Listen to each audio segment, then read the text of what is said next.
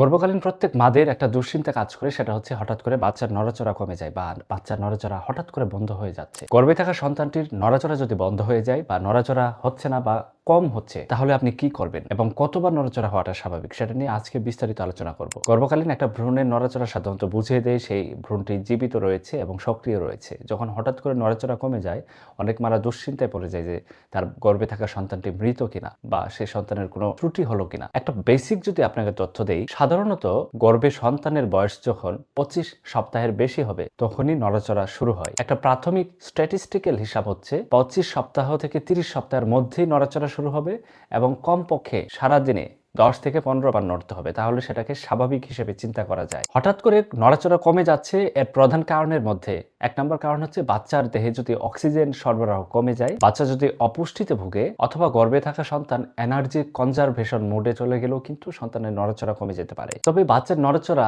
কমে যাওয়ার বেসিক কয়েকটি কারণ আপনার জানা অত্যন্ত জরুরি। তার মধ্যে 1 নম্বর কারণ হচ্ছে একটা মার গর্ভাশয়ে যখন একটা সন্তানের জন্ম হয় তখন সেই সন্তানটি মায়ের সাথে কানেক্টেড থাকে প্লাসেন্টার মাধ্যমে। এই প্লাসেন্টার মাধ্যমে মায়ের দেহ থেকে রক্ত সরবরাহ এবং পুষ্টিকর প্রয়োজনীয় উপাদান সন্তানের দেহে চলে যায় এবং সেই সন্তান সেই রক্তের মাধ্যমে পুষ্টি এবং অক্সিজেন নিয়ে আস্তে আস্তে বাড়তে থাকে। এবং এই প্লাসেন্টা বা গর্ভফুলের যদি কোনো জটিলতা দেখা দেয়, সেক্ষেত্রে কিন্তু পর্যাপ্ত অক্সিজেন সার্কুলেশন পাবে না, সেক্ষেত্রে বাচ্চার নড়াচড়া কমে যেতে পারে। 2 নম্বর হচ্ছে মায়ের যদি ডিহাইড্রেশন বা পানি স্বল্পতা হয় অথবা হঠাৎ করে মায়ের বডির ব্লাড সুগার লেভেল একেবারে কমে গিয়েছে, যেটাকে হাইপোগ্লাইসেমিয়া বলা হয়, সেক্ষেত্রে বাচ্চার দেহের নড়াচড়া কমে যেতে পারে। কারণ মায়ের বডিতে যখন গ্লুকোজ লেভেল একেবারেই কমে যাবে তখন বাচ্চার দেহেও এনার্জির পরিমাণ কমে যাবে, আলটিমেটলি সে বাচ্চার নড়াচড়া কিছুটা হলেও কমে যেতে পারে। সবথেকে গুরুত্বপূর্ণ হচ্ছে মায়ের শোয়ার পজিশনের উপরেও কিন্তু বাচ্চার নড়াচড়া অনেকটাই ডিপেন্ড করে। কারণ কোনো মা যদি উপর হয়ে শোয় এবং এটা লম্বা সময় শুয়ে থাকলে বাচ্চার নড়াচড়া কমে যায়, কারণ এই সময় জরায়ুতে ব্লাড ফ্লো কমে যায় এবং আলটিমেটলি গর্ভে থাকা সন্তানটি দুর্বল হয়ে উঠতে থাকে এবং নড়াচড়া কমে যেতে পারে। সবথেকে গুরুত্বপূর্ণ হচ্ছে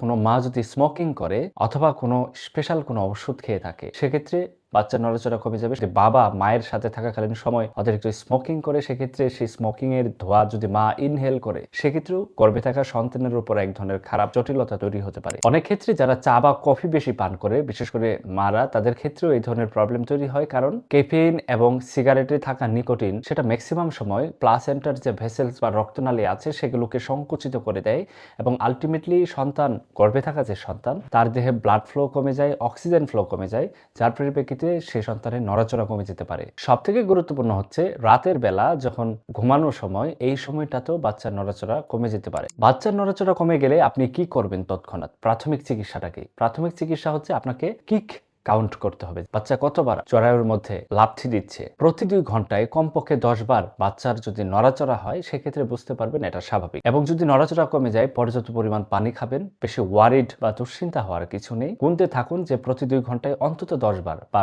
ঘন্টায় 5 বার নড়ে কিনা। লেফট ল্যাটারাল পজিশন হয়ে শুয়ে থাকুন, যেটা স্ক্রিনে দেখতে পাচ্ছেন। এই পজিশনে শুয়ে থাকলে ব্লাড ফ্লো বাড়ে মাদের জরায়ুতে, আলটিমেটলি বাচ্চার নড়াচড়া বাড়তে পারে। সবথেকে গুরুত্বপূর্ণ হচ্ছে 24 ঘন্টায় যদি বাচ্চার নড়াচড়া কম থাকে, কত কম? 2 ঘন্টায় কমপক্ষে 10 বার, এর যদি কম হয় এবং সেটা 24 ঘন্টা যাবত হচ্ছে, সেক্ষেত্রে দ্রুত একজন নিকটস্থ ডাক্তার দেখিয়ে আল্ট্রাসাউন্ড করিয়ে নেবেন। সুস্থ থাকুন, ভালো থাকুন। আসসালামু আলাইকুম।